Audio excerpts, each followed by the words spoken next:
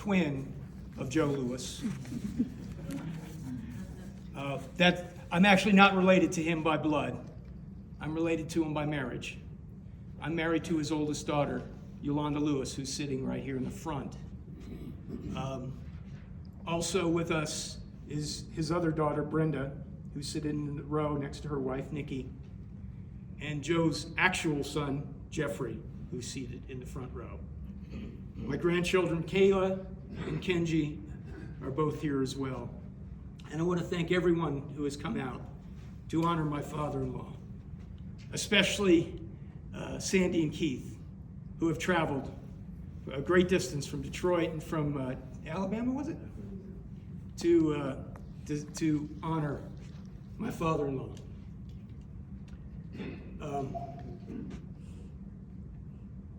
My father-in-law was born to Elmo and Marybelle, Maybelle. It depends on what source you were looking at, because they always spelled it different. He loved his parents dearly and was so proud of them, and they were so proud of him. And he had a couple of older brothers, Nemus and Nello, and a little stuck here. Oh, there we go. And he had his dear, dear younger sister, Pearlie Mae. He loved them dearly, and he was so close to them. He would always talk about them, and some of the stories I'm going to tell today are stories that have been passed down from them, particularly Pearlie. Their first house was in Forest Home, Alabama, and he was born in 1938. 39, sorry. I have fact checkers here. And that was a tough time for anyone, and particularly a man like Papa Joe and his family. Their house had no electricity, had no plumbing. It did not have a bathroom. You wanted to use the bathroom, well, there was a place to go outside. Yeah, that's right. His parents were sharecroppers, as were their parents, which meant that they worked really, really hard when it was time to harvest cotton. It meant they'd get up early in the morning and they'd work all the way until sundown harvesting the cotton. And then, because you're sharecroppers, you take your crop and you take it over to the owner's house and you split it with the owner. And those were the times. That house burned down and was replaced by a different house. And correct me if I'm wrong, Sandy, but I don't think it has indoor a bathroom either. No, that one has. It did. We put it in there. Yeah. Hallelujah. But it took some time.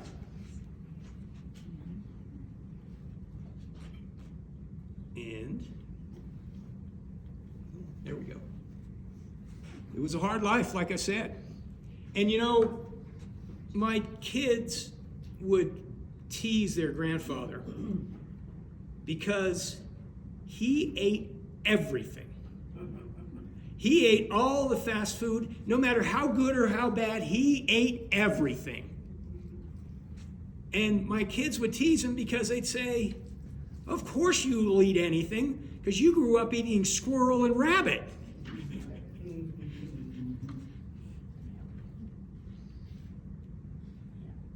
When he turned 18, he told his mother he was leaving to join the Army and to see the world. The beautiful thing about when he did that was President Truman had integrated the Army at the time. And so he knew it was a place where he could go and he could be rewarded based on his work and not on who he was when he was born. You know, the thing about my father-in-law, Uncle Joe, or Papa Joe, I'm looking at his nieces, and that's why I said that. The thing about Papa Joe was he always was a hard worker. Anybody that knew him knew that he was the kind of guy that would do something on his own if he could do it on his own. His poor neighbors in the back, I was talking to them earlier, and they would come, and they every year we would come and we'd go to Christmas, and we would celebrate Christmas with him. And every year we would have the same fight with him, year after year after year. My father-in-law had a hard time walking down the driveway, and yet he's up on a ladder putting Christmas lights on before we got to the house. I'm like, what are you doing? My son and I used to have to fight with him because he'd want us to go home so he could take the lights down himself. And we're like, no. We're going to help you do this. My father-in-law did get to see the world. He was assigned to Germany. He did a tour of duty in Germany. He was in Korea. He did 2 tours of duty in Vietnam.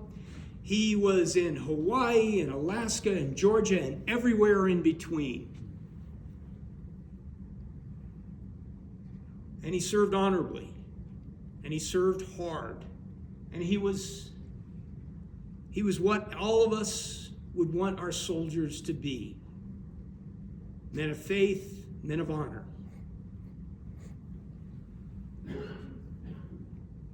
He enrolled as an enlisted man, and he kept getting promoted because of his hard work and his faith and his dedication.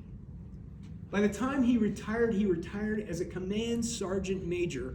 Those of you in the military know what that means.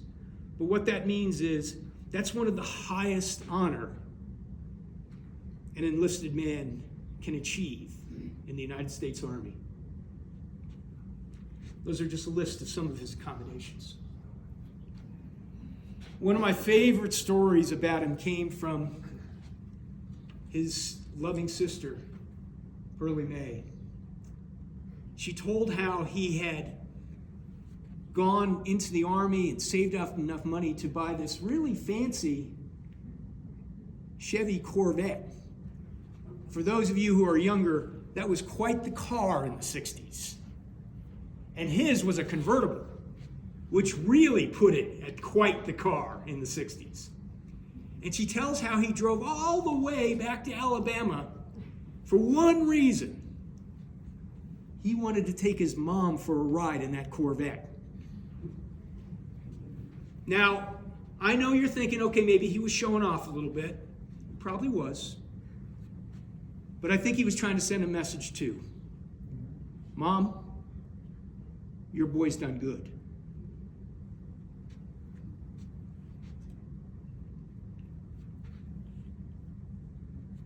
Uh-oh.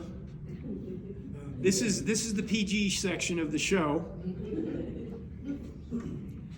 He was a very young, fit man, as many of you may know if you know from his time in the Army. He was a boxer for quite a while. And the story goes that he was going to a party one night when he was walking by and he saw this attractive woman, Setsuko Goko, putting laundry on a line to dry the clothes. And he stopped to talk to her, and he never did make it to that party. Because very soon they were dating, very soon they would fall in love, and very soon they would marry and start a family together. And I know this was one of their proudest moments in their lifetime, when they had bought a house here in Colorado Springs to set up a home for their family. His dear friend John, who worked with him at the post office, told me his story yesterday about how my father-in-law was upset because the bank would not give him a loan to get a 2-car garage. Thank goodness he never got that 2-car garage, because we are still cleaning out that 1-car garage.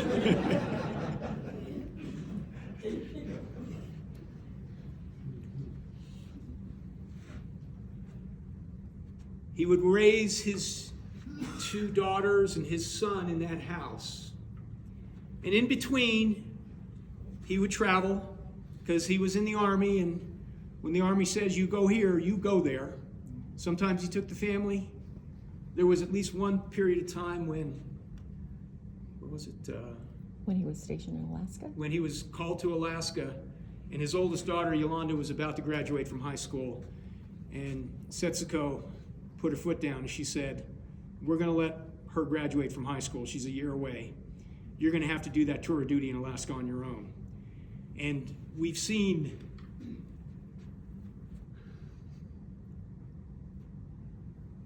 the love letters that he would send to Setsuko and to all of his kids while he was gone. Excuse me.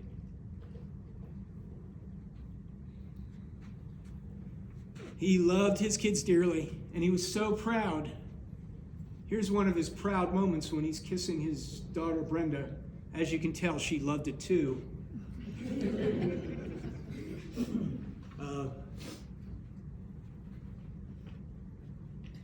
But as much as he loved his kids, he had a special place for his grandkids.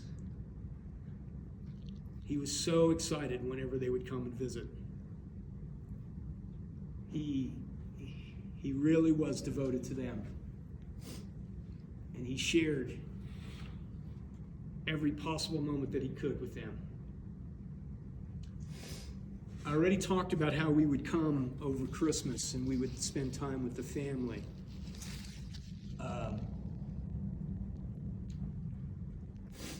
This year we came, and he had been declining the last few weeks. And when we arrived, the decline happened very quickly. He stopped eating. He was having a hard time getting out of bed. But he always cherished our Christmases together.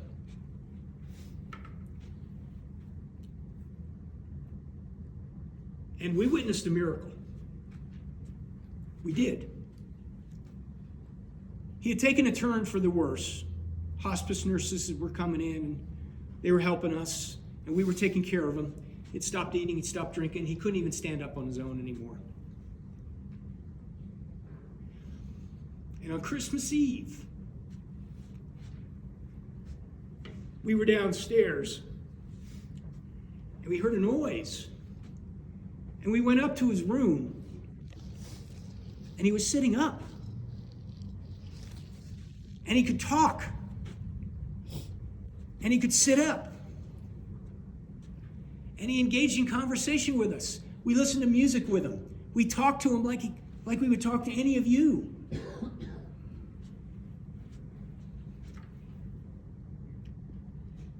He ate some food with us. We said prayers. We visited with him.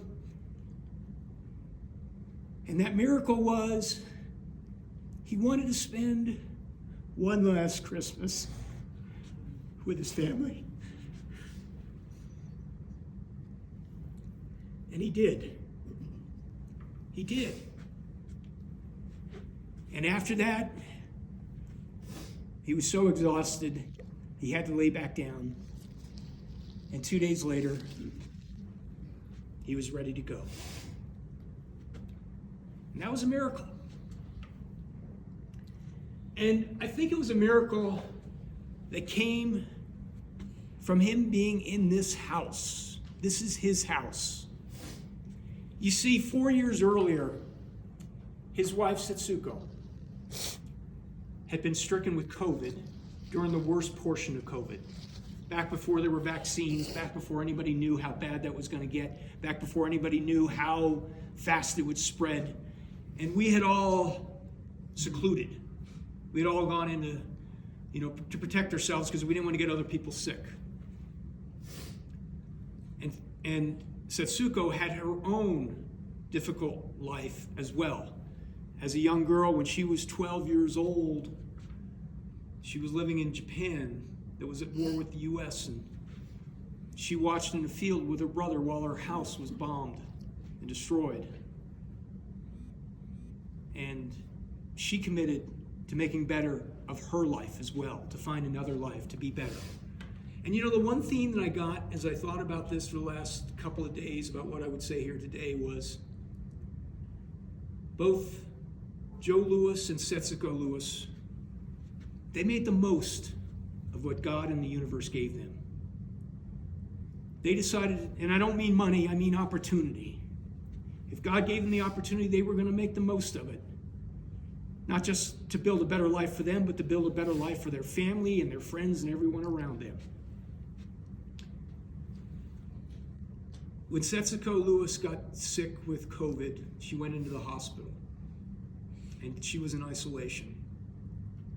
And no one was allowed to visit her. And my father-in-law, Papa Joe, would show up every single day, stand outside the door, and look through the window because they wouldn't let him get any closer. And there was a time when we thought she was going to pass. They stopped the oxygen to her, and we thought she was going to pass, but my mother-in-law wouldn't pass. She wouldn't go. And when we talked to the nurses, they said, well, there's nothing more we can do for her here. Maybe you should take her home. And we said, we can do that? And they came and they set up a bed in her house, and they brought her home. And 12 hours later, she passed. But I think that too was a miracle, because this place was special to them. This was not just a house, this was the culmination of their dreams, their hopes, the place where they put their fears and their most biggest concerns aside, where they could be themselves, where they could live the life they wanted to live. This is the place where my mother-in-law and my father-in-law decided they wanted to take their last breath on this earth.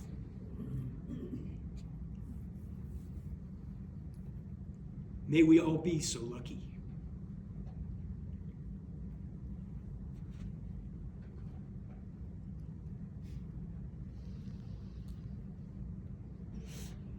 Well, my music's not playing.